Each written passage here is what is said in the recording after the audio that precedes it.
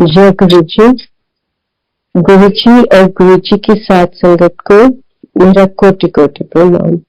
संगत जी, मैं एक सिख फैमिली को बिलोंग करती हूँ और मेरे जो दादाजी और नानी जी थे दोनों के गुरु हुआ करते थे और दोनों ये मानते थे कि अगर आपको मोक्ष पाना है तो आपका गुरु होने, जीवित गुरु होने जरूरी है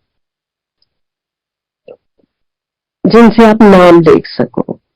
तो मेरे को भी यही बचपन से मन में ना इच्छा जाग गई कि मेरे गुरु होने चाहिए। अगर गुरु नहीं होंगे तो मेरा मोक्ष नहीं हो पाएगा।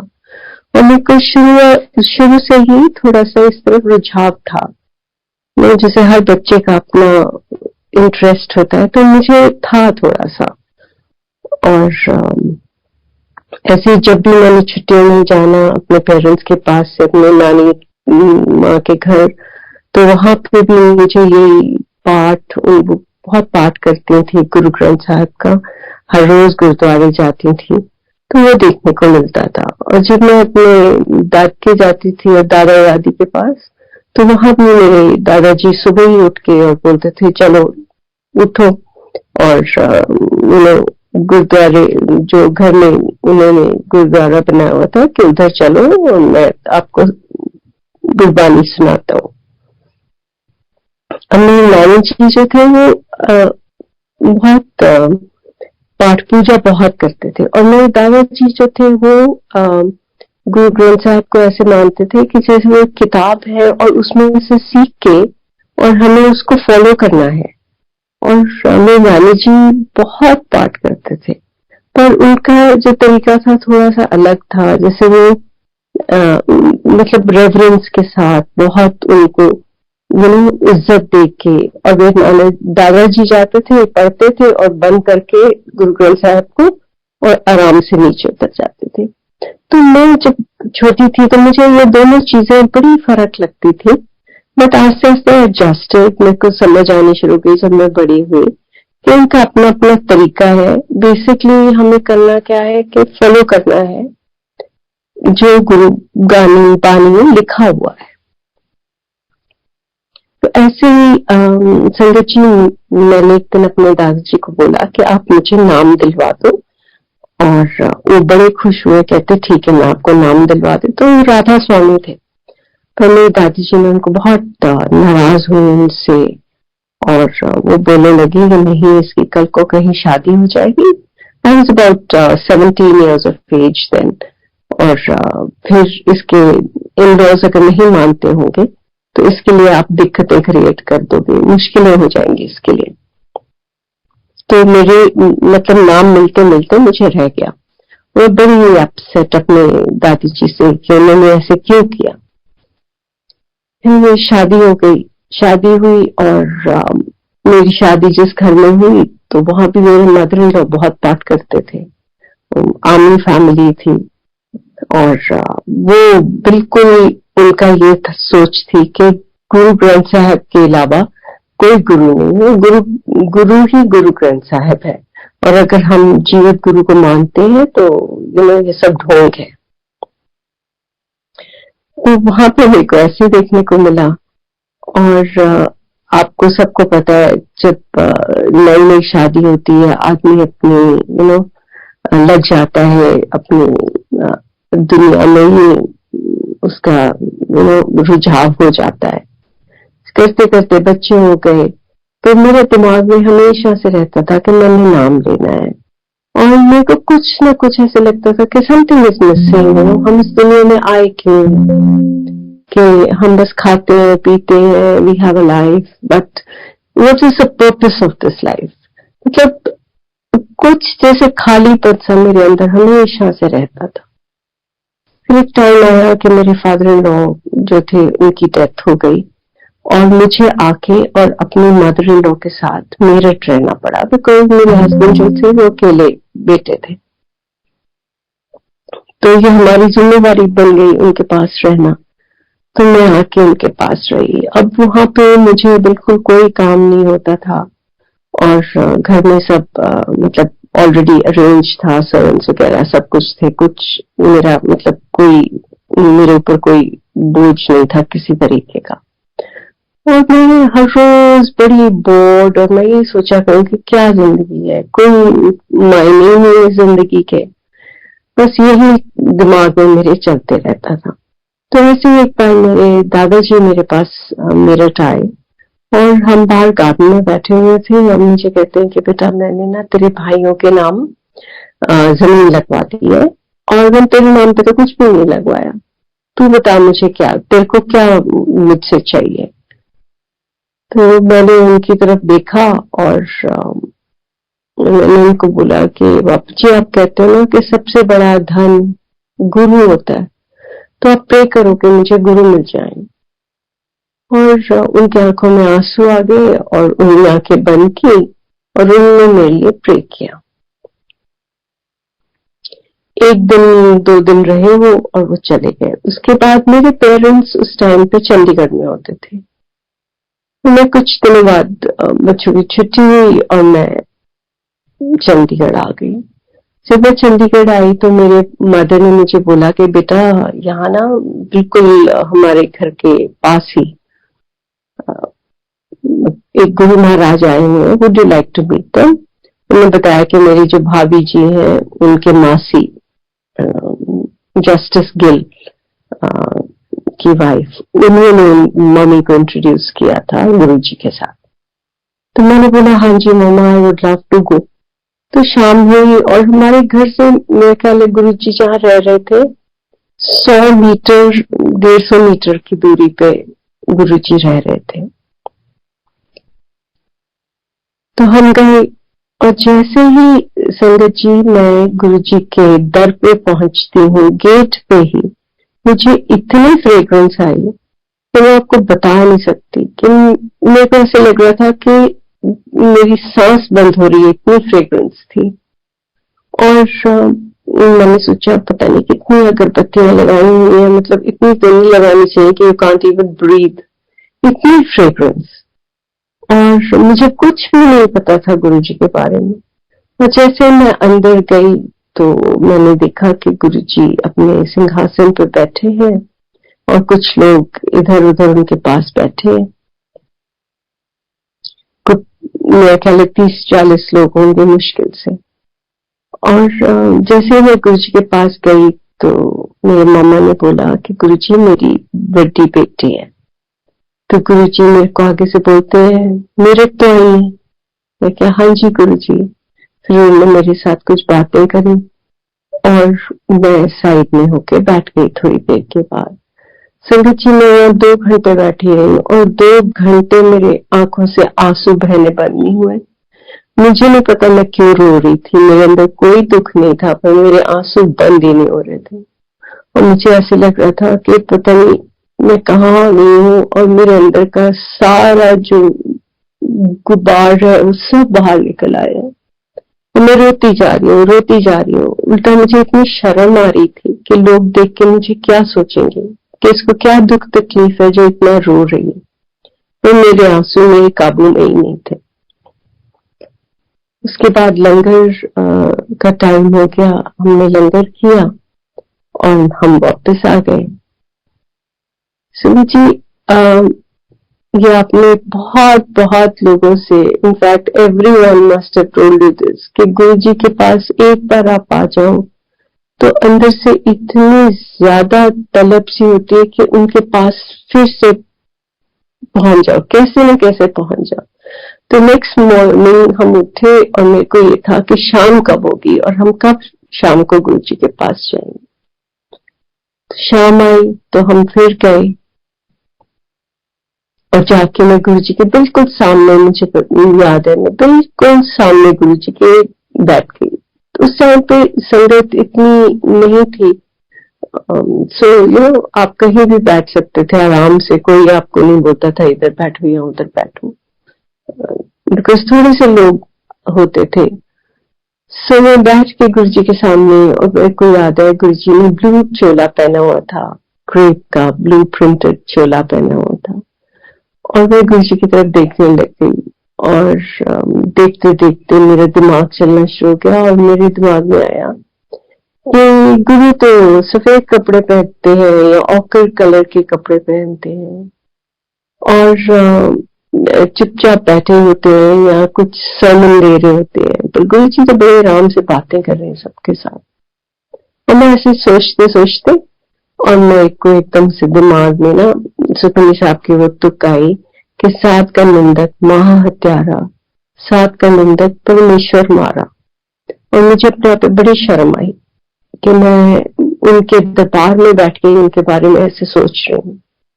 और मैंने बोला कि मेरे को माफ कर दो, मुझे नहीं पता आप कौन हो। मैंने अपने दिल में बोला, मुझे बताओ आप कौन हो। संगत जी, ये मैं आपको बताना चाहती हूँ कि मेरे अंदर इतने डायलॉग चलते नहीं है। This was very odd for me, मतलब ये मेरी जहनियत के मुताबिक नहीं था कि मैं ऐसे सोचूं। ये भी गुरुजी ने मुझे मेरे अंदर डाला। और जैसे ही मैंने ये बोला कि आप बताओ मुझे आप कौन हो, तो मेरे सिर के अंदर इतनी जोर से आवाज आती है कि तू मेरे कपड़े देखने आई है। एक कपड़े तो मैं उन्हें ली पाए है जिन्होंने मैथों वापस भेजना है। इन्हें कपड़े तो अगे आके देख मैं की है। हिंदी में इसका मतलब कि तू मेरे कपड़े देखने आई है, ये कपड़ों से आगे आके देख मैं क्या हूँ। ये कपड़े तो मैंने उनके लिए पहने हैं जिनको मैंने यहाँ से वापस भेज दी है। और मैंने डर के एकदम से आंखें खोली और मैंने देखा कि गुरुजी मेरी तरफ देख के मुस्कुराए और फिर दूसरी साइड देख के किसी से बात करने लगे। संगत जी, इससे बड़ा मिरेकल क्या हो सकता है। मेरे साथ इतनी बड़ी चीज हुई पर मुझे समझ ही नहीं आई। हम लंगर किया, हम वापस आ गए और मेरे लिए ऐसे था जैसे हाँ कुछ हुआ था, पर मतलब मैंने रजिस्टर नहीं किया उस चीज को। ये भी गुरु जी की ही करामात थी कि आपके साथ बड़ी से बड़ी चीज हो जाती थी और आप उनको पहचान ही नहीं पाते थे। वो नहीं चाहते थे कि वो हमारे सामने आए या हमको किसी तरह से हमारे, वो हमेशा बड़े सहज तरीके से जीते थे और न ही किसी को पता लगने देते थे कि वो क्या है। जैसे मुझे याद है कभी भी किसी ने बोला कि गुरुजी और बीमारी है ठीक कर दो, तो उनका आगे से जवाब होता था मैं कोई डॉक्टर हूँ। तो ये उनका तरीका था, नेचर था, उनकी बड़प्पन था कि वो हमको पता ही नहीं लगने देते थे कि वो क्या है। तो ऐसे संगत जी मैं कुछ दिन रुकी वहां पे और फिर मेरे हस्बैंड आ गए मुझे लेने। मैं हर रोज गुरु जी के पास पहुंच जाती थी शाम को। मुझे बड़ा ही होता था कि मैं पहुंचू कैसे ना कैसे गुरु जी के पास ही टाइम निकले। तो मेरे हस्बैंड आए और मेरे हस्बैंड जो थे बहुत बिल्कुल मानते नहीं थे। वो तो गुरुद्वारे भी नहीं जाते थे। मतलब अगर हम गुरुद्वारे गए हैं तो ही स्टैंड आउटसाइड एंड से अच्छा तुम माथा टेका, मैं इधर ही ठीक हूँ। So when he came I was so excited. मैंने बता दिया कैसे से मेरे को ना गुरु महाराज के दर्शन हुए हैं और तो इन्होंने तो मेरे मदर को बोला कि मम्मी ये आप क्या कर रहे हो, she is not even 30 years old और आप इसको किस साइड लगा रहे हो। ये तो this is not her age, people do this at 60-70, आप क्या कर रहे हो उसके साथ। So mother was a little upset. She said बेटा मैंने क्या करना है, मैं तो लेके गई थी, अब ये हर रोज जाना चाहती है तो इसमें मेरा क्या वो है कसूर। एनीवेज बात खत्म हुई, शाम हुई और हमने कहीं पार्टी पे जाना था। पर मुझे तो ये कि पार्टी वार्टी कहाँ से, मुझे तो जाना ही नहीं, मेरे को तो गुरुजी के पास जाना है। तो मेरे में हिम्मत ही नहीं होती थी कि मैं किसी के साथ आर्ग्यू करूं या मैं हमेशा कलेश से बचती रहती थी कि ना ही पड़े तो अच्छा मेरे को which is wrong I suppose, क्योंकि you should have the strength to stand for yourself. तो मुझे नहीं थी इतनी हिम्मत। तो मेरे हस्बैंड को मैंने बड़े डरते डरते बोला कि please okay I go for the party, but party पे जाने से पहले ना प्लीज मेरे को चाहे 10 मिनट के लिए मैं गुरु जी को माथा टेकूंगी और बाहर आ जाऊंगी फटाफट, तुम गाड़ी में बैठे रहे। सो वी एग्रीड, हम गए और उन्होंने पार्क की गाड़ी। आई वेंट इनसाइड एंड गुरु जी बैठे हुए थे। मैं संकट जी नॉर्मली गुरु जी के पास ना 30, 40, 50 लोग होते थे, लाइन लगी नहीं होती थी, आप जाते थे मुश्किल से आपके आगे एक आध कोई संगत होती थी और आप माथा टेकते थे और बैठ जाते थे। आप मानेंगे नहीं संगत जी, उस दिन इतनी लंबी लाइन कि मेरे आगे कोई 20 एक लोग खड़े हुए और मेरी घबराहट शुरू हो गई कि अब तो मुझे डांट पड़ी जाएगी, बिकॉज जब तक मेरा टाइम आएगा ही इज गोइंग टू से कि तुम तो इतना टाइम लगा के आए हो। सो मैं वहां खड़ी रही और मैं प्रे करती हूँ कि Guru ji please call him, let him not shout at me, आप उसको भी इधर बुला लो, मुझे डांट ना पड़ जाए। और जैसे ही संगत जी मेरी टर्न आई और मैंने गुरु जी को माथा टेका और मैंने मुड़ के देखा तो पीछे he was standing, my husband was standing in the line. तो आप देखो कि गुरु जी मेरी छोटी से छोटी सबसे ये कहते हैं बेवकूफी वाली बातों को भी मान के और उनको भी पूरा कर देते।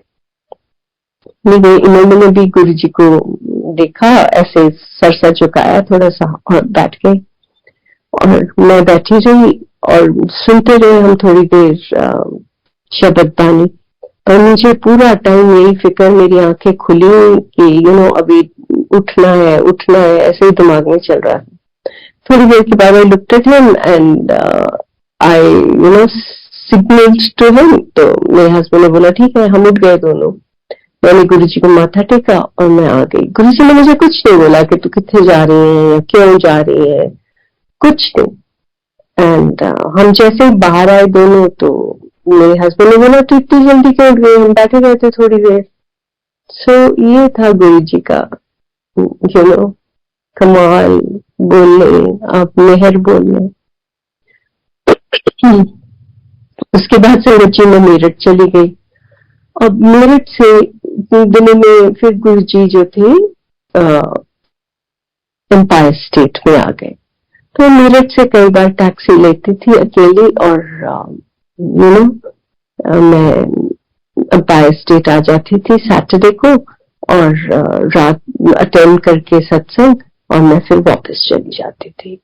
सो this is what I used to do.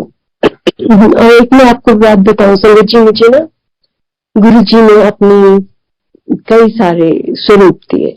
मैं जब जाऊं गुरु जी मुझे एक स्वरूप दे दे और एक ही टाइप के 2-2, 3-3 स्वरूप दे दें और मैं उन स्वरूप को लेके आऊं और डाल के एक फाइल में और मैं अपनी अलमारी में रखती जाऊं, डर के मारे कि अगर मैंने लगा लिया तो मेरे मदर इन लॉ क्या बोलेंगे।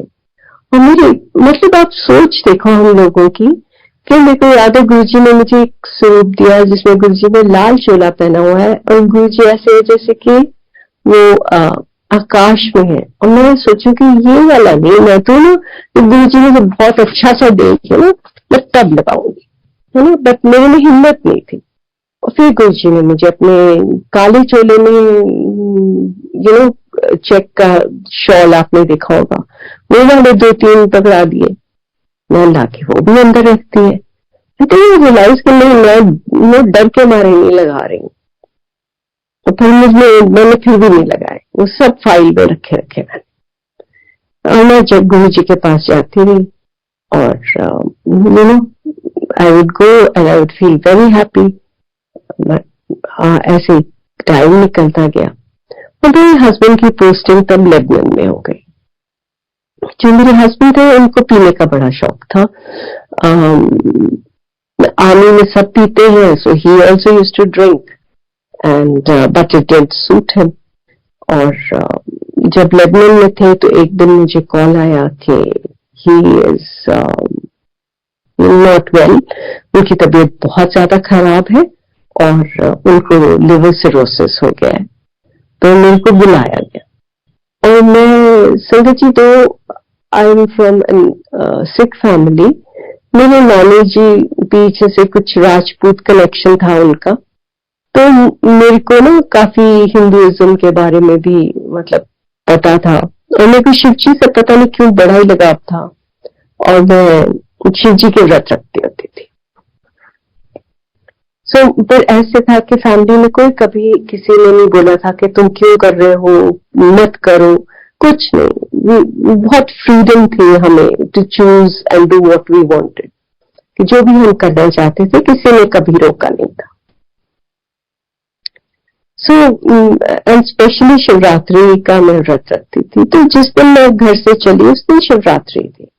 और जब मैं पहुंची मेस में, जो दिल्ली में एक मेस था उनका, तो वहां पे ऑफिसर्स वगैरह थे 2-3, उन्होंने मेरे को बोला कि मैम आप खाना खाओ फिर चलते हैं गुरुजी के पास। मैंने कहा नहीं, मेरे को तुम गुरुजी के पास सीधा ले चलो। नहीं मैम, खाना खाओ फिर चलते हैं। तो मैं ऐसे चाहती नहीं थी कि मैं उनको अपसेट सा करूं, सो मैंने कहा जितनी जल्दी खाऊंगी उतनी जल्दी वो मुझे लेके जाएंगे। तो उन्होंने प्लेट में डाल के मुझे दे दिया और मैंने खाना शुरू कर दिया। जैसे मैंने पहला गिराई ली तो आई रियलाइज कि उन्होंने तो मेरे को मीट कर दिया चावल में डाल के, और मैंने तो एकदम से प्लेट नीचे रख दिया। मैंने कहा मेरा व्रत तुम लोगों ने ना आज बर्बाद कर दिया, मुझे नहीं खाना, तो मुझे गुरु जी के पास ले चलो। संगत जी, ये जो यूनिट थी कुतुब मीनार के पास थी। अब आप देख लो कि वहां से एम्पायर स्टेट कितनी दूर है। अगर आपने देखा है तो बहुत दूर नहीं है, बिल्कुल पास ही है। और आप मानेंगे उस दिन मुझे, हम 2.5-3 घंटे घूमते रहे, मुझे गुरु जी का छोटा मंदिर नहीं मिला। मैं उनको डायरेक्शन दिखा ही नहीं पाई, और हम गोल गोल गोल गोल वहीं घूमते रहे और मुझे नहीं मिला गुरु जी का मंदिर। जब तक मिला तो मेरे ख्याल है 11 बज गए थे, और मेरी फ्लाइट थी नेक्स्ट मॉर्निंग अराउंड 5 o'clock। और जब हम पहुंचे तो सरप्राइजिंगली उस दिन गुरु जी अपने कमरे में जल्दी चले गए थे और कोई संगत नहीं थी। उस टाइम मेरे ख्याल है छोटे मंदिर में भी ना 9:30 तक सब खत्म होके और हो जाता था, गुरु जी चले जाते थे अपने कमरे में।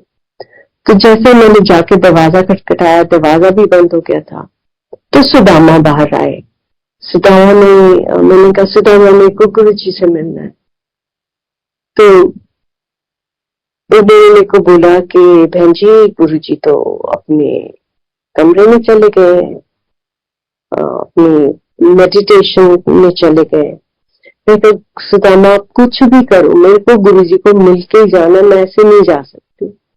तो उन्होंने मुझे बोला कि गुरु जी तो सब जगह है बहन जी, आप यहाँ से ही प्रे कर दो। और मेरे अंदर इतना उतावलापन, मुझे लगे कि अगर मैं गुरु जी को नहीं मिल के गई तो पता नहीं क्या हो जाएगा, और गुरु जी को मिल लूंगी तो सब कुछ ठीक हो जाएगा। पर देखो सुदामा की सोच और मेरी सोच में कितना फर्क था। मेरी कितनी इमेच्योर और उनकी कितनी पहुंची हुई सोच थी कि गुरु जी सब जगह है।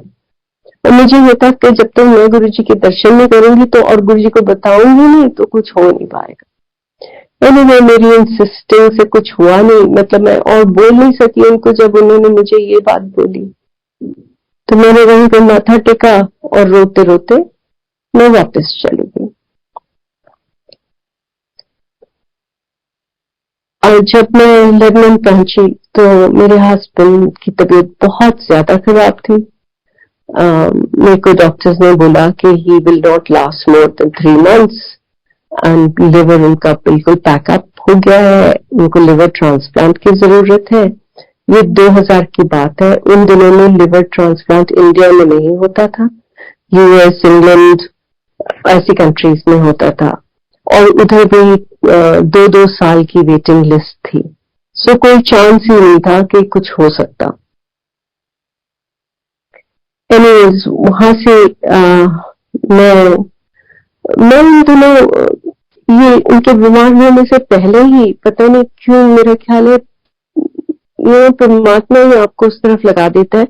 मैं बहुत ज्यादा पाठ करने लग गई थी, बहुत ज्यादा, मतलब मैं दिन के 2-2, 3-3 सुखमनी साहब के पाठ करती थी। एंड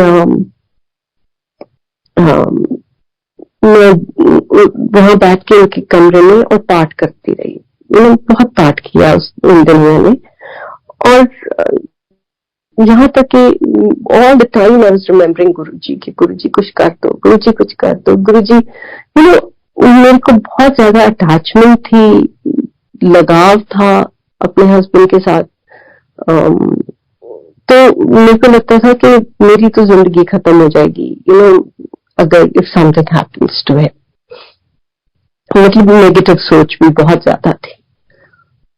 तो एनीवेज वहां से हम लेबनान से मतलब थोड़ा बहुत जब ठीक हुए तो हम इंग्लैंड चले गए। मैं वहां से लेबनान से इजराइल भी गई, वहां भी बड़े अच्छे डॉक्टर्स थे। उन्होंने बोला कि आप ले आना वेडनेसडे को and we will see him, but my husband refused to go. He said I am not going anyway. He is very very headstrong. मतलब जो दिमाग में एक बार आ गया वो ही करना है, आप कुछ दूसरा करवा नहीं सकते हो। फिर उधर से हम इंग्लैंड आ गए मेरी सिस्टर के पास। वहां भी हम डॉक्टर को मिलने गए और बड़ी मुश्किल से मेरी सिस्टर लेके गई, और डॉक्टर ने बोला ठीक है एडमिट कर लेते हैं, और वो वर्ल्ड फेमस डॉक्टर थे। एंड मैं टेस्ट करूंगा and then we will see and don't worry so much. But my husband walked out of the hospital and he was to be admitted couple of days later। थोड़े दिनों के बाद admission होना था, but इन्होंने तो मना कर दिया जाने से। तो मेरा तो और मेरे को लगे कि अब क्या होगा। ये तो मतलब एक तो बीमार, ऊपर से डॉक्टर को भी नहीं मिलना चाह रहे हैं। मेरे मदर इधर ही थे इंडिया में, वो गुरुजी के पास बार बार जाए और गुरुजी उनको बोले कि ऐसे कर दे वैसे कर दे। उन्होंने बताया कि ऐसे बीमार है। तो ये चल रहा था, और फिर हम वापस इंडिया आने वाले थे। तो जब हमने आना था, क्योंकि इनकी ऑफिशियल फ्लाइट थी, तो इनकी डेट मेरे से एक दिन पहले थी और मेरी अगले दिन फ्लाइट थी। तो जब ये पहुंचे तो मेरे मदर सीधा इनको गुरुजी के पास ले गए शाम को।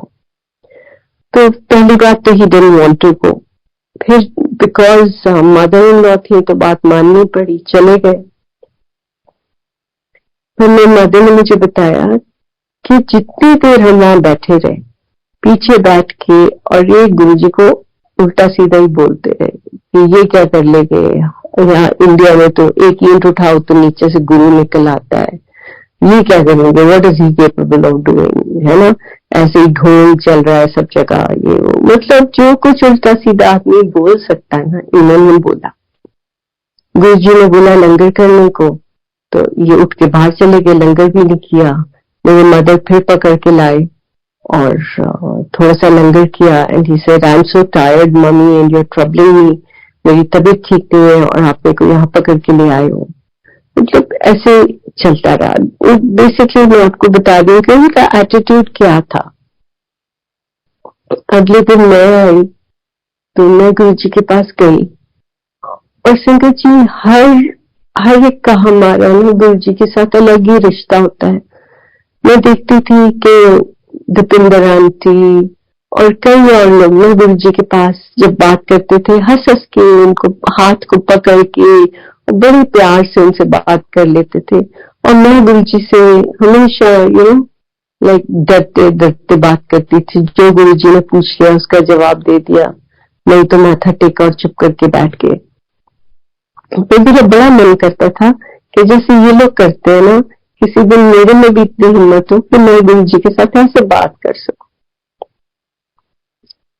मैं बैठी हुई थी तो मेरी मम्मी मेरे को बार बार बोले, मेरी आंखों में आंसू थे, मेरे को बोले कि तू बोल गुरुजी को। और गुरुजी के बिल्कुल पास बैठी हुई थी मैं, बिल्कुल पास। और गुरुजी सुन भी रहे थे कि मेरे मदर मुझे क्या बोल रहे।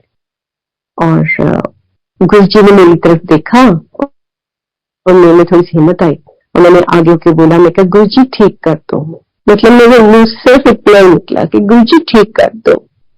तो गुरुजी ने मुझे इतनी जोर से डांट के बोला कि तो नास्तिक है, मैं की कर सकता है तेली ना। और मैं डर के मारे ना पीछे होके बैठ गई और मैं रोने लग गई। तो थोड़ी देर तक तो मतलब about 3-4 minutes Guruji kept quiet, then he looked at me and उनका इतना नरम दिल था ना कि वो किसी किसी को भी दुखी नहीं देख सकते थे। मेरी तरफ देख के हमें को तो इधर आ।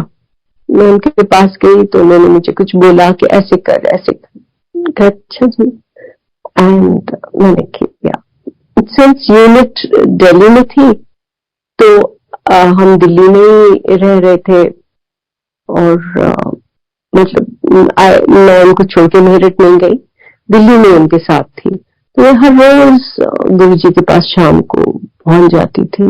तो और संगत जी मैं उस टाइम पे ना मतलब इतनी डरी हुई, इतनी सहमी हुई और इतना ज्यादा मेरे अंदर कलेश सा था ना, मतलब कोई पीस ही नहीं था अंदर। तो पहली चीज जो मैंने नोटिस करी ना कि जैसे जैसे मैं गुरुजी के पास हर रोज जाती थी तो मेरे अंदर से शांति अपने आप शांत हो गया और मेरा डर निकलना शुरू हो गया, मेरे नेगेटिव थॉट्स बंद होने शुरू हो गए। और मतलब एक दिन मैं गुरुजी के पास से वापस आई और हम वहां पे मेस में टेंट्स में थे। बड़ा सा ग्राउंड था जिसमें टेंट्स लगे हुए थे। तो मैं सो रही थी रात को और एकदम से मुझे ऐसे आवाज आई जैसे कि टेंट का फ्लैप किसी ने उठाया है जोर से हवा से। और मैं डर के उठ के ना बैठ गई और आंखें मैंने बंद कर ली, बिस्तर में बैठ के चौकड़ी मारी हुई थी मैंने और मैं सुखमनी साहब का पाठ करने लगी। आई टोल्ड यू कि मैं बहुत पाठ करती थी, वो अंदर से पाठ अपने आप ही चलना शुरू हो जाता था। और संगत जी जैसे कि एक मेरी बिल्कुल आईब्रोज के सेंटर में एक जैसे पुराने कैमरास अगर आपने देखे उनमें एक अपर्चर सा एक खुलता था ना, जैसे खिड़की से खुलती थी, ऐसे मेरे यहाँ पे खुला अंदर और मैंने देखा कि वहां गुरुजी बैठे हुए हैं लाल कपड़ों में और मैं कहते उठ जा उन सुती पई है, मैं उन्हें ठीक करने आया है। और संगत जी मैं पाठ करती रही और मेरे को गुरुजी वहां दिखते रहे और मुझे पूरे रूम में ऐसे स्मेल आने शुरू हो गए कि जैसे कोई ऑपरेशन थिएटर से आती है। थोड़ी देर तक वहां मुझे ऐसे ही दिखता रहा और फिर वो अपर्चर सा बंद हुआ और वो एक हवा सी बाहर निकल गई टेंट से और मैं पाठ करते करते सो गई। अब मुझे ये कोई हैरानी नहीं है इस चीज की कि मेरे साथ क्या हुआ। मुझे थोड़ा सा डर लगा जरूर पहले जब मैं उठी, पर मुझे कोई हैरानी नहीं है कि मेरे साथ कुछ मतलब ये क्या हुआ या ये मेरे साथ मिरेकल हो गया हो, कुछ नहीं, मुझे होश ही नहीं है कि ये क्या हुआ मेरे साथ। सुबह में उठती हूँ तो नॉर्मल तरीके से मुझे कुछ याद सा नहीं है। फिर मुझे याद आया कि मैंने तो रात को गुरुजी को देखा था अपने ऐसे, पर फिर मेरे को लगे कि अच्छा मतलब I took it in my stride. It was not like I realised कि मेरे साथ इतना बड़ा कुछ हो गया। शाम को मैं गुरुजी के पास गई हूँ और गुरुजी मेरे को देख के और कहते हैं कि फिर करता ना ठीक।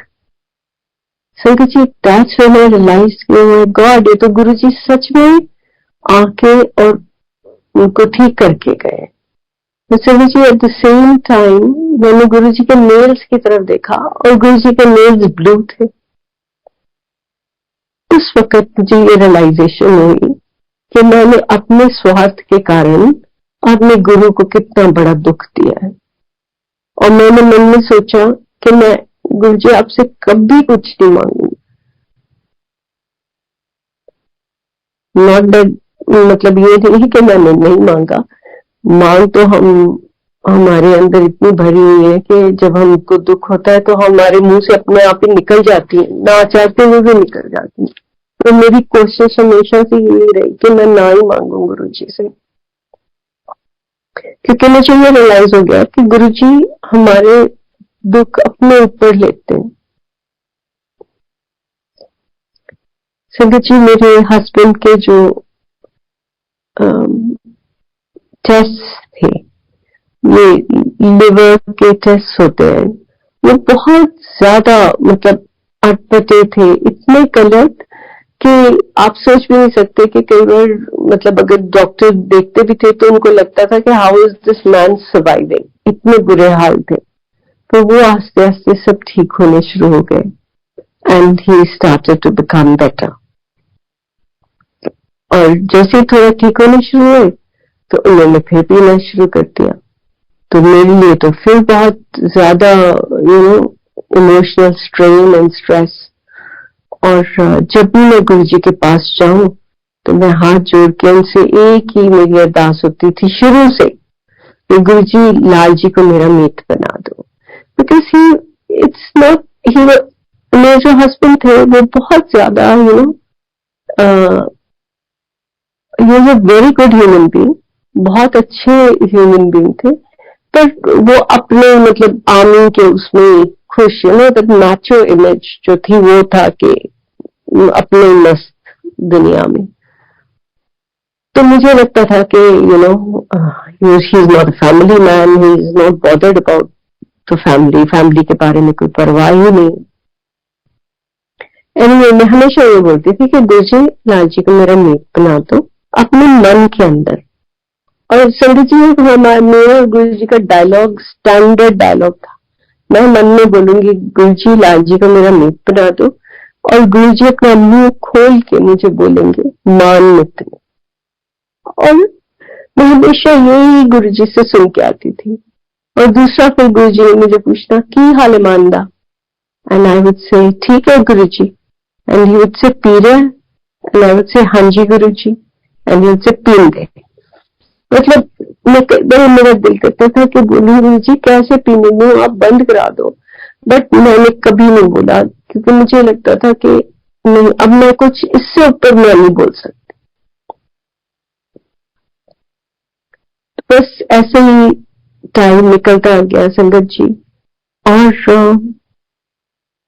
मैं आपको ये बताऊं कि गुरु जी जो थे बड़े गुरु हैं, आपको बोलेंगे ये करो वो करो ये पाठ करो। गुरु जी ने कभी किसी को कुछ नहीं बोला था। हाँ, किसी को थोड़ा बहुत अगर कोई पूछता था तो बोल देते थे, पर वो आपको अपने आप, उनकी ऐसी एनर्जी थी, उनका ऐसा, क्योंकि वो भगवान थे तो उनकी प्रेजेंस में तो आप अपने आप ही बदल जाते थे। जैसे अगर आप बारिश में खड़े हो तो आप भीगोगे ही भीगोगे। तो गुरु जी तो एक वैसी बारिश थे जो आपको भिगो देते थे और आपको धो देते थे, बिल्कुल साफ कर देते थे। आपके डर, आपकी शंकाएं, आपकी बुराइयां सब आस्ते आस्ते अपने आप आपकी ईगो खत्म होना शुरू हो जाती थी। जी, मेरे हस्बैंड वर्बली नहीं मानते थे कि अगर हमने बोला तो कह रहे नहीं, मैं नहीं मानता, बट असल में मानने लग गए थे। तो ऐसे एक बार हम दोनों आए गुरु जी के पास, और गुरु जी ने, मेरे को याद है कि गुरु जी ना साइड बोर्ड पे, जो छोटे मंदिर में साइड बोर्ड पड़ा था किचन की वॉल के साथ, इनटू द डाइनिंग हॉल, उस पे बैठे हुए थे। और जैसे ही मेरे हस्बैंड ने माथा टेका, गुरु जी ने हाथ अपना हवा में किया और प्रसाद, गरम सचखंड का प्रसाद लाके उनके हाथ में रख दिया और उन्होंने मुंह में डाल दिया। सो ये तो गुरु जी के लिए बहुत छोटी चीजें थी। ऐसे ही संगत जी, मैं आपको बताना चाहूंगी 3-4 इंसिडेंट्स जो मेरे साथ हुए, मेरी प्रेजेंस में हुए। इंसिडेंट्स तो बहुत है, पर ये मेरे ऊपर मतलब they left a mark on me. एक बार ऐसे एक लेडी आई और वो 60-65 इयर्स ओल्ड होंगी, और आई रिमेम्बर कि वो पहली बार शायद गुरु जी के पास आई थी। और उनके हाथ में एक पैकेट था। तो सब संगत तब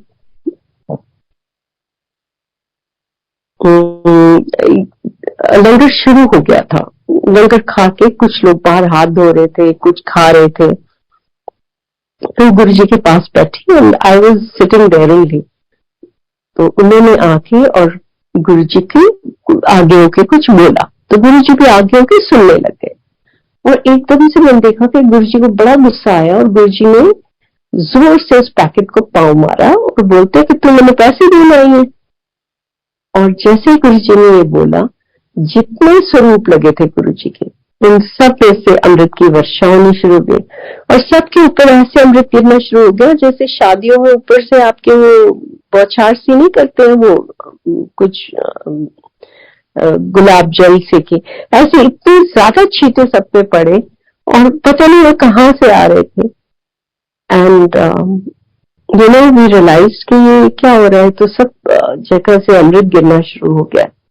तो सारी संगत भाग भाग के, कुछ तो खड़े थे ऑलरेडी, आ रहे थे वापस माथा टेकने को, कुछ बैठे थे। तो वो सब स्वरूप के पास जाके वहां से लेने लग गए। और सिंस मैं अभी थोड़ी परप्लेक्स थी कि हुआ क्या, और मैंने देखा कि बहुत लोग खड़े हैं, तो मैंने उठी और मैंने गुरु जी को माथा टेक दिया, सोचते हुए ये कि यहाँ से ही आ रहा है, इन्हीं की कृपा है। और बाद में मैंने भी टेस्ट किया तो it was extremely extremely amazing taste, sweet, but ऐसा मीठा नहीं कि आपको चुभे, और इतना ठंडक उसमें मैं बता नहीं सकती हूँ। तो एक्सपीरियंस ही किया जा सकता है। और ऐसे संगत जी एक बार ना लोग तब मिठाई या कुछ ले आते थे गुरु जी के पास, जब आते थे फूल ले आते थे, बाद में तो मना हो गए थे। तो एक कोई आए और वो छेना मुर्गी के 2 डब्बे लेके आए, और उस दिन संगत काफी थी, ख्याल है 150-200 संगत होगी। ऊपर भी तब तक बैठने लग गए थे लोग, काफी संगत हो गई थी। तो गुरुजी की आदत थी, जब गुरुजी आपको प्रसाद देते थे तो गुरुजी अपने हाथ से देते थे, और गुरुजी के छोटे छोटे बड़े सुंदर सुंदर हाथ थे, और वो आपके दोनों हाथों में वो प्रसाद पूरा नहीं आता, मतलब आपको अपना मुंह लगा के और खाना पड़ता था और कम करना पड़ता था, और फिर आप अपने हाथ से उसको खा सकते थे। मतलब छोटे से हाथ से हमारे हाथ दोनों में भर जाता था प्रसाद। तो गुरुजी ने ऐसे ही शैना मुर्गी का डब्बा खोला और हाथ भर भर के देने शुरू कर दिए। अब हम सोचे कि ये डब्बे कहाँ जाएंगे, इतने लोग हैं। तो गुरुजी क्या करें, अपना डब्बा बंद करें, उसको ढक्कन लगाए, उसको थोड़ा सा हिलाए, वो डब्बा भर जाए, और फिर गुरुजी देना शुरू कर दें। तो ऐसे ही एक कोई आंटी पास खड़ी थी, तो उन्होंने ऐसे देखना शुरू किया बीच में कि गुरुजी कर क्या रहे। तो गुरुजी क्या, पासे हो जा, की देख रही है, पासे हो। सो दिस इज, ये एक और मैंने गुरुजी का वो देखा कि कैसे वो सारी अपनी संगत को थोड़ा सा प्रसाद है जो वो खिला देते थे। ऐसी संगत जी एक बार मेरे को ना गुरुजी के सिंहासन के पीछे में खड़ी हो गई, तो गुरुजी ने मुझे शायद दबाने को बोला, क्या करने को। उसके बाद में पीछे खड़े थे गुरुजी के सिंहासन की, और मुझे इतनी ज्यादा वाइब्रेशन फील हुई कि मुझे ऐसे लग रहा है धरती हिल रही है, और मैं उस वाइब्रेशन में ऐसे से हिल रही हूँ। तो गुरुजी ने मेरी तरफ पीछे के देखा और वे कहते आगे आ जा। उनको पता था कि मैं उनकी वाइब्रेशन लेने के काबिल नहीं हूँ, मैं इतनी, मतलब मुझे कुछ डेयर नहीं कर पाती मैं उनकी the strength of his vibrations. उन्होंने मुझे बोला कि तू आगे आ जा। वैसे जो नदी थे जो मेरे को बहुत मेरे ऊपर असर किया उस बीच में, फिर गुरुजी की देखो कितनी वाइब्रेशंस और कितनी स्ट्रॉन्ग वाइब्रेशंस है। ऐसे समझिए, मैं आई वाज वर्किंग, तब तक हम अम्बाला आ गए थे, तो मैं अम्बाला से गुरु जी के पास ऐसे ही सैटरडे को आ जाती थी, मतलब हर सैटरडे तो नहीं पर डेफिनेटली महीने में 2 बार जरूर आ जाती थी।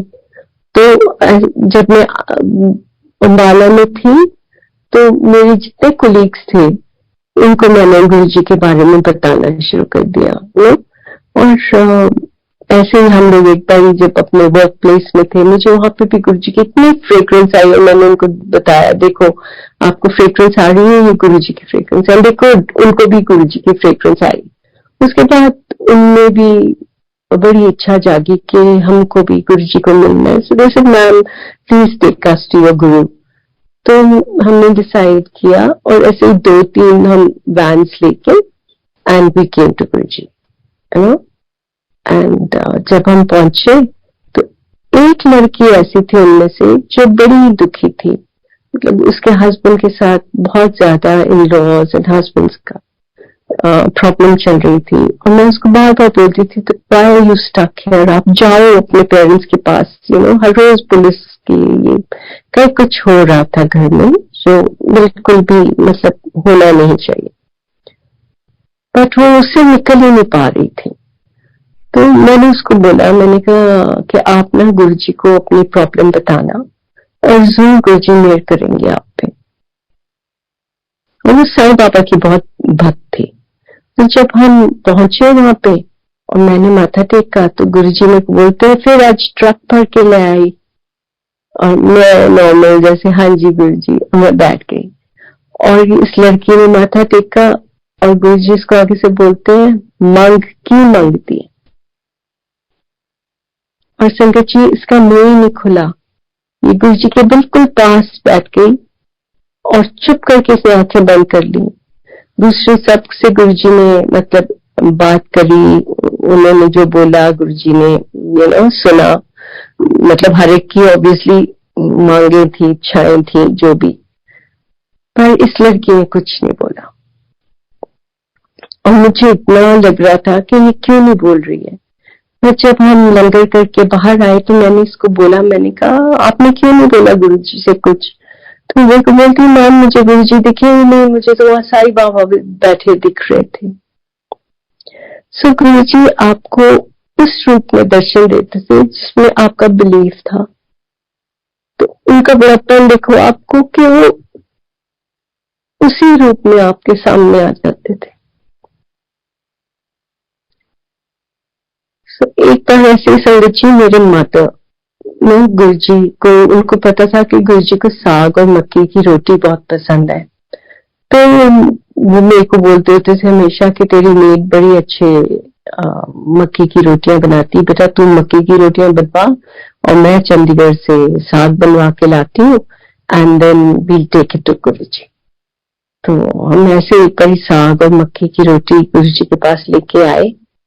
और संगत जी ये पहले की बात है जब संगत इतनी ज्यादा नहीं होती थी, तो मम्मी ने एक 80 रोटियां बनवा ली और साग 2.5-3 किलो साग होगा, और हम लेके पहुंचे। और उस दिन तो बस बहुत ही ज्यादा संगत, पूछो ना।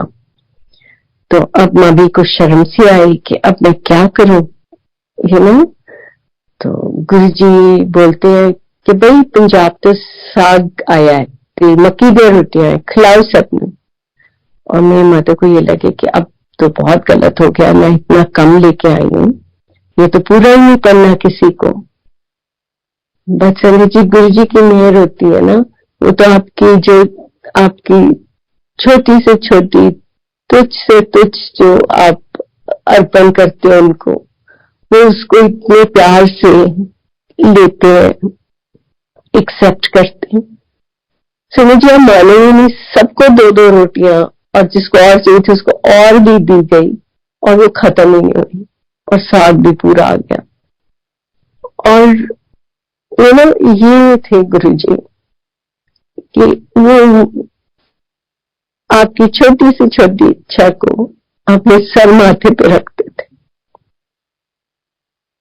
आपका थोड़ा सा भी प्यार जो है उसको इतनी ज्यादा उसको अपना एक्सेप्टेंस देते थे और उसको खुशी से लेते थे। ऐसी संगत जी बस बहुत सारी गुरु जी की मेहरें हुई, बहुत बहुत मेहरें हुई।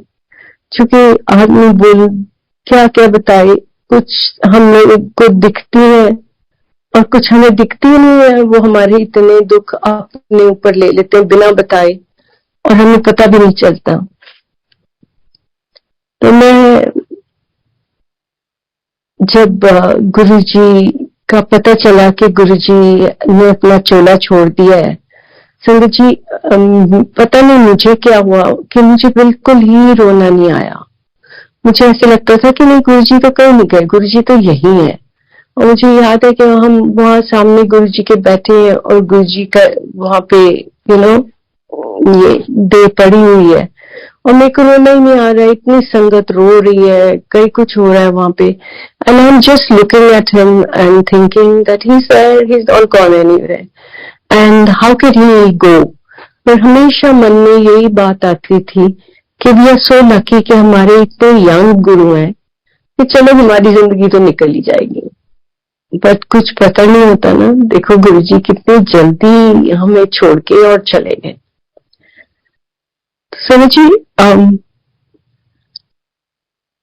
फिर जैसे जैसे टाइम निकलता जाता है, कई बार हम ह्यूमन बीइंग्स हमें शंका होनी शुरू हो जाती है कि गुरुजी हैं भी कि नहीं हमारे आसपास। तो ऐसे ही मुझे याद है कि एक बार मैं गुरु पूर्णिमा की बात है और मेरे ख्याल 2018 की गुरु पूर्णिमा थी और मैं और मेरी बेटी हम गए बड़े मंदिर। जब हम बड़े मंदिर पहुंचते हैं तो इतनी ज्यादा भीड़, आपको पता ही कितनी भीड़ होती है फंक्शंस पे, और हमारे को गंदी आदत थी कि गुरु जी के पास जाओ, सीधा गुरु जी को मत्था टेको और बैठ जाओ। तो इतनी भीड़ ना हम को ऐसे लगता था कि ये कहाँ, अब कैसे बेयर करें इसको, कैसे इतनी देर बैठे रहे, गंदी आदतें पड़ी हुई। तो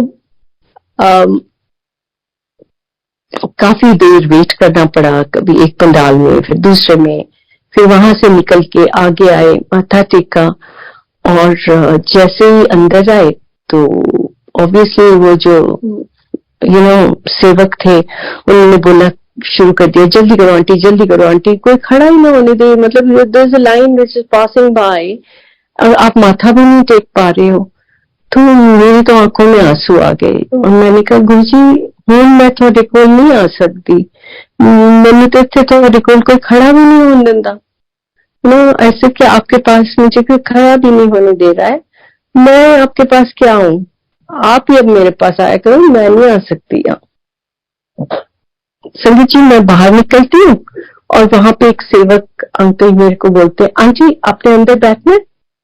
एंड आई सेड हाँ जी, and he took me back inside और बिल्कुल वो जो कोऑर्डिनेट किया होता है ना, वो उन्होंने वो रोप सी खोली और जहां वो शिव जी की मूर्ति है मुझे वहां बिठा दिया और मैं वहां बैठ के और गुरु जी से थोड़ी देर पहले बातें करी और फिर मैंने कहा गुरु जी आई एम वेरी सॉरी, देखो मैं कितनी नालायक हूँ कि मैं आपसे इतनी छोटी छोटी बातें मांग लेती हूँ, but thank you very much कि आपने मेरे को ये बता दिया कि आप मेरी अभी भी बात मेरी सुनते मेरे आसपास ही हो। ऐसे ही समझ एक बारी ना मैंने कोई कार लेनी थी, वो हॉलिडे, तो पैसे हमने ना एक एजेंसी को दे दिए कि वो हमारे लिए सारे पेपर वर्क करके और गाड़ी लेके रखेंगे। और मतलब हमने जुलाई में वापस आना था, जुलाई अगस्त में, और हम जून में गए थे। तो इन्होंने सारे पैसे ले लिए और जब हम अगस्त में वापस आए तो हम बोले कि गाड़ी थे तो ये तो कुछ मतलब अता पता ही नहीं है, आजकल करते हुए 4-5 महीने निकाल दिए। And then finally we realise कि ये तो फ्रॉड है और हमारा पैसा इन्होंने मतलब ले लिया है, but they are not going to do anything. तो then I went to Delhi and ये दिल्ली की एजेंसी थी, फिर मैंने जाके और वहाँ हाईएस्ट जो पुलिस ऑफिशियल्स हैं, कोई कांटेक्ट था हमारा, कोई रिलेटिव्स, मतलब उनके बहुत अच्छे क्लोजेस्ट फ्रेंड्स थे, he was also a police officer, तो वो उनके थ्रू उनसे मिले और बात की और उनके फिर ये प्रोसेस शुरू हुआ। बट समहाउ जब वो नीचे एसएचओ के लेवल तक पहुंचता था, वहीं पे काम खत्म हो जाता था और वो रिपोर्ट कर देते थे कि हाँ जी कर रहे हैं, बस ऐसे ही काम चलता गया। और मैं जब बोलूं कि एफआईआर फाइल करिए, तो वो बोल दे कि नहीं मैम, एफआईआर करने की जरूरत नहीं है, आपने एप्लीकेशन दी है।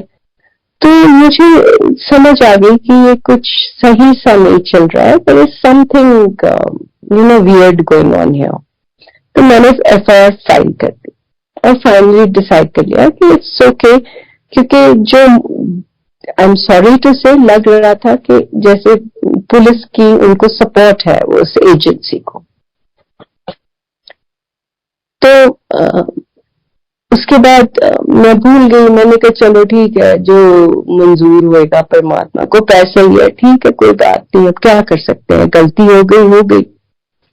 तो बच्चे मुझे बहुत तंग करने लगे, तंग मतलब छेड़ने लग गए कि mummy you are really foolish, मतलब आप बिना सोचे काम कर लेते हो, you should think before you do it. But ऐसे छेड़ना, जब देखना तब छेड़ने लग जाना। तो इसलिए मेरे सन आए और उन्होंने मुझे बोला, अच्छा मामा पैसे मिल गए आपके? ही न्यू के नहीं मिले, बट वो जान के। तो मेरे रूम में गुरु जी की स्वरूप लगा हुआ है, तो मेरी आंखें गुरु जी के स्वरूप की तरफ गई और मैंने मन में बोला कि मैं कहा देखो गुरु जी, उनका मैंने में बच्चे भी मजाक करने लग गए हैं, पर चलो ठीक है। असल में जी अगले दिन ही मुझे कॉल आता है पुलिस स्टेशन से कि मैम मंडे को आप आ जाएं और आपके पैसे आप कोर्ट से आके ले जाएं। अब मैंने कुछ भी नहीं किया और ये प्रॉब्लम सॉल्व हो गई। किसी और ने उनके ऊपर केस किया, उनको पुलिस ने पकड़ के, एंड द जज said that he should be put behind bars, और उनको बेल के लिए उनको हमारे को पैसे देने थे, अगर वो हमें पैसे नहीं देते तो उनको बेल नहीं मिलती। तो इस तरीके से मेरी गुरुजी ने एक मिनट में बात सुनी, जो कि मैंने एक्चुअली गुरुजी को बोली भी नहीं, तो इतना ही बोला कि गुरुजी मेरी बड़ी हूं ना, मतलब मजाक उड़ाया जा रहा है मेरा, तो तुसी देखो मेरे नाल की हो रहा है। मैंने ये नहीं बोला कि मेरे को मतलब पैसे मिल जाए, पर देखो गुरुजी की मेहर और गुरुजी का बड़प्पन। सो संगत जी, गुरुजी हमारे अंग संग हैं, हमेशा हमारे साथ हैं, हमें नहीं पता लगता। और मैं आपको बताऊं कि जब हमको कोई सत्संग सुनने को मिलता है या सत्संग हमको करने को मिलता है, तो एक्चुअली वो गुरुजी की ही इच्छा से मिलता है, और उस वक्त हमें उसकी जरूरत होती है, क्योंकि गुरुजी हमें ब्लेस कर रहे होते हैं। और यही ब्लेसिंग्स है जो हमें हमारे कई दुख काटती है, हमें स्पिरिचुअली एलिवेट करती है। और हमें कुछ करने की जरूरत नहीं पड़ती, बस गुरुजी की बात बोलते थे कि be happy and be good, मतलब अच्छा बनो, किसी को दुख ना दो, किसी की चुगली ना करो, किसी की बुराई ना करो, कोई गलत कर्म ना करो, और खुश रहो। हमेशा बोलते होते थे, जा फिर खुश रह, कल्याण कीता, ऐसे मेरे मन में कई बार आता था, ऐश कर, he was say this to me very often, ऐश कर। और मेरे को लगता था मैं क्या ऐश करूं यार, I have a husband who is drinking, and मतलब मैं इतना, I love him so much and he is ruining his life, मेरी ऐश यहाँ कहाँ है? बट उनका कहने का मतलब बाद में समझ आता है कि ये दुनिया है, इधर बहुत कुछ होगा, बहुत अप्स एंड डाउन्स होंगे, पर तुम ऐश करो, तुम खुश रहो, तुम अपने आप को अपबीट रखो, अपने आप को नीचे मत होने दो, पॉजिटिव रहो। ये मेरे को तो ये समझ आया कि गुरुजी हमेशा ये कहते थे कि बी ऑप्टिमिस्टिक, बिकॉज अगर हम ऑप्टिमिस्टिक होंगे तो हमारे साथ अच्छा होगा, अगर हम रोते रहेंगे, नेगेटिव होंगे, तो हमारे साथ वैसा ही होगा।